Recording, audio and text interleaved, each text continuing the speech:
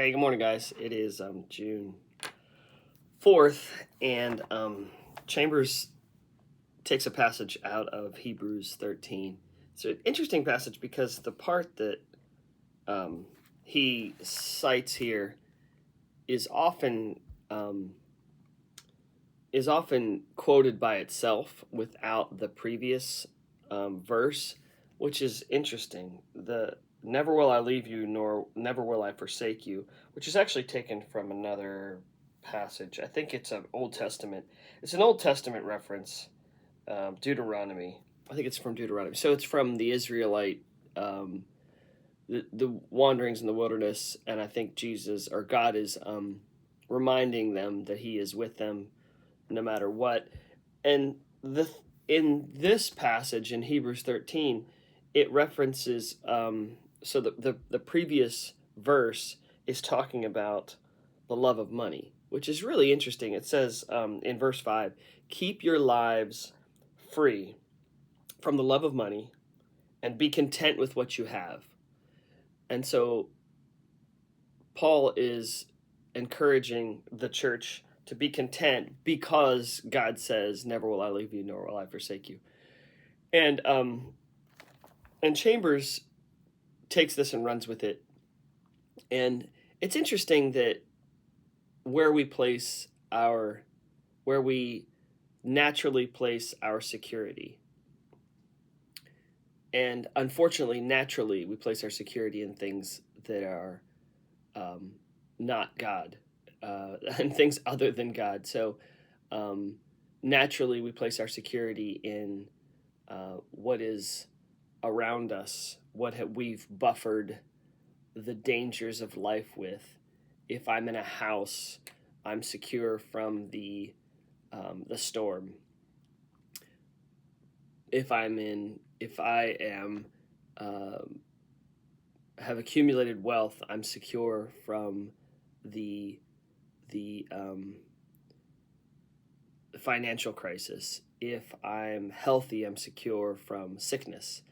And I think there's something to be said for degrees of sickness, degrees of storm, and degrees of crisis, because we're never secure. We may have a buffer, we think we have a buffer, but Chambers is reminding us that, and in Hebrews 13, Paul's reminding us that if you run after the things that feel like they give you security, that is usually just a facade. Um, the only security we have is in Jesus, and it's interesting how he then goes on to, from "never will I leave you or will I forsake you," to what that creates in us. It creates in this: I will not be afraid. What can man do to me? What can life do to me? What can man do to me? What can the storms of life do to me if I am held in the hand of the Almighty? And so, anyway, all that said, it just is a reminder to me, in particular, not to place my trust, not to place um, my footing or my security in those things that will always fail, that will always um, fade. Let me see. The third paragraph here. Sometimes it's not difficulty that makes me think God will forsake me, but drudgery. Here's the other thing. So a lot of times it's not necessarily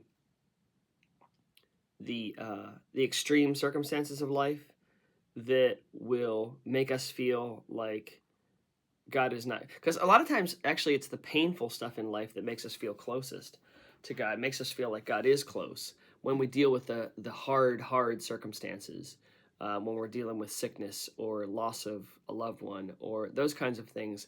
We actually oftentimes feel that God is close. It's the drudgery. It's the boring times of life. It's the humdrum. Continue on. Um, Step after step after step after step that sometimes feels like God has abandoned us. There is no hill difficulty to climb, no vision given, nothing wonderful or beautiful, just a commonplace day in and day out. Can I hear God say so? Can I hear God's say so in these things? Can I still hear the I will never leave you nor forsake you, even in the boring, commonplace times? Um, but as we go on in grace, we find that in the end here, we find that God is glorifying himself here and now in the present minute. And I think it's just a really good reminder that the what can man do to me is not only a reminder that God is with us in the really, really challenging times, but that God is with us and will hold us in his hand in the really, really boring, humdrum. Um, I remember in running, in running, one of the things that is the biggest challenge is not the hills. It's the flats where it's just sometimes you can get into a zone, but sometimes it's just like, oh my goodness, it's just the same thing. I remember one last thing. I'm sorry, I'm going long today, but one last thing. I remember that Benjamin and I were so excited when we 2 years ago, 2 years ago when we walked the first part of the American Discovery Trail, and then he continued on. When we got to the C&O Canal, the C&O Canal was a really cool spot. But one thing we realized is that the C&O Canal was very, very monotonous. It was the same gravel path for miles and miles and miles and miles. Not only that, but it had mile markers, 1 mile, 2 miles, 3 miles.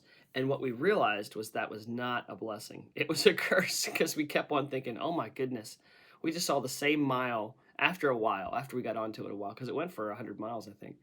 Um, it just it became this humdrum. So, sorry again, long here, but God is with us. God is with us and using us in those times. God, be encouraged today.